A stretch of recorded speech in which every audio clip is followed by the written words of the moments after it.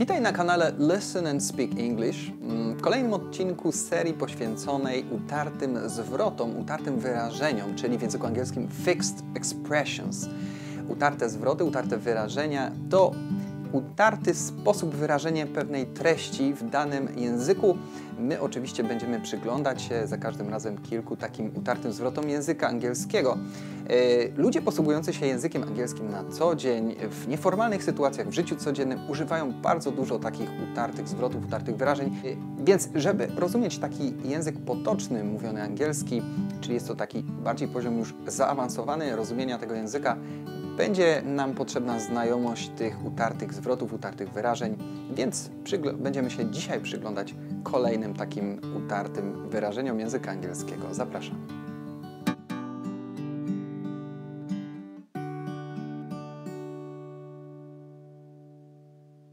Okay, so here we have fixed expressions. Let's look at the first one. The first one we're going to look at is don't take it to heart. Don't take it to your heart. And variations are don't take it too much to heart. Don't take it so much to heart. Heart, right? We know what heart is. To your heart, like I say, we say I feel in my heart, or it touches my heart. Right? So this is the heart we're talking about. So let me give you an explanation.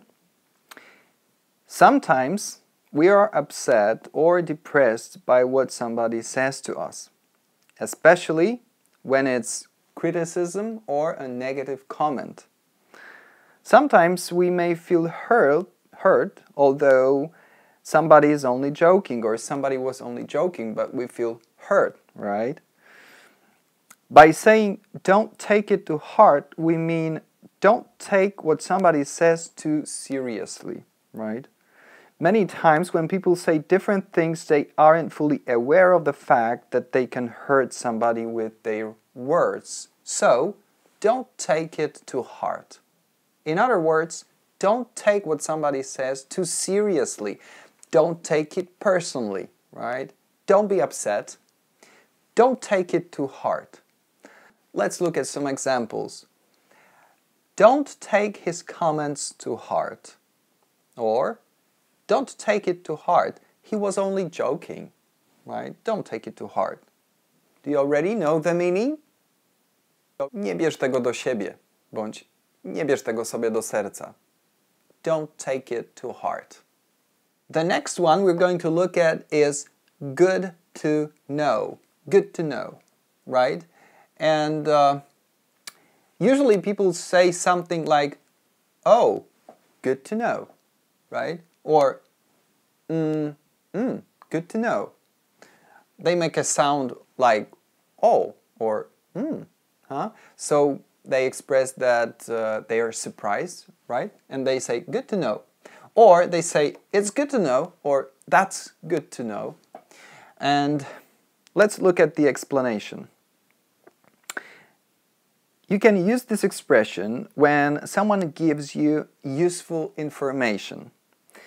It could be some useful information, a helpful tip, an interesting fact about something, or just something that we didn't know, but we're glad to hear. In answer to this, you may say, oh, good to know, right?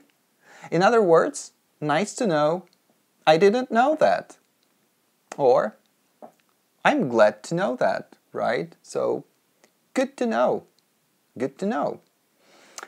Examples of use. Here's the first one. Tom is coming back tomorrow, somebody says. And the other person is saying, good to know, right? Tom is coming back tomorrow. Oh, good to know, right? The other example.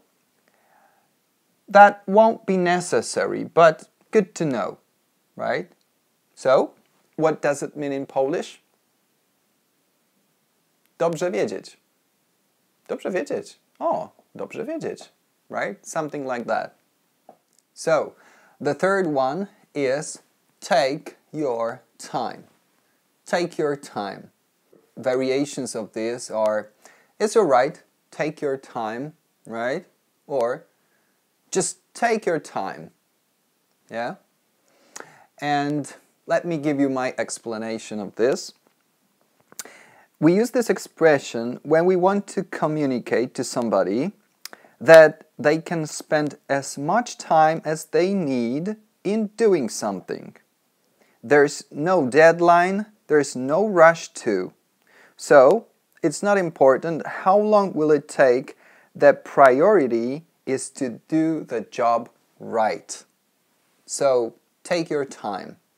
In other words, there's no need to hurry, right? Take your time. Do it slowly and carefully. Make sure you do it right, okay? There is no need to hurry. Take your time. Take your time. Let's look at some examples. It's not an easy task, so take your time and do it right. Another one, please take your time in answering this question. Please take your time in answering this question. So we also use it like take your time in doing something, right? So, do you already know the meaning of this expression? Take your time, czyli nie śpiesz się. Take your time. The last one is forget it. Forget it, right? Variations are just forget it, or let's forget it, or let's just forget it, right? So it seems an easy one, or it's quite short, but let me give you an explanation of this. This is a common phrase, but it's used in two cases. First, to tell somebody that something is not important and they don't need to worry about it. This is the first case, right? Second, it is used when somebody keeps asking you about something and it is annoying you. And so by saying it, forget it, by saying it, you tell them to stop, right? Because it's annoying, right? So, in other words, forget about it. Don't worry. Or, don't ask me again, I won't do it anyway. Forget it, right? Forget it. Here are some examples. How much do I owe you? Forget it, right? How much money do I owe you? Okay, and they say, forget it. Doesn't matter. Don't worry, right? It's nothing, right? And the second case, the example would be, I'm not going there with you, so forget it, right? I'm not going to buy it for you. I'm not going there, so forget it, right? So, what does it mean in Polish? Zapomnij albo nie martw się. Forget it.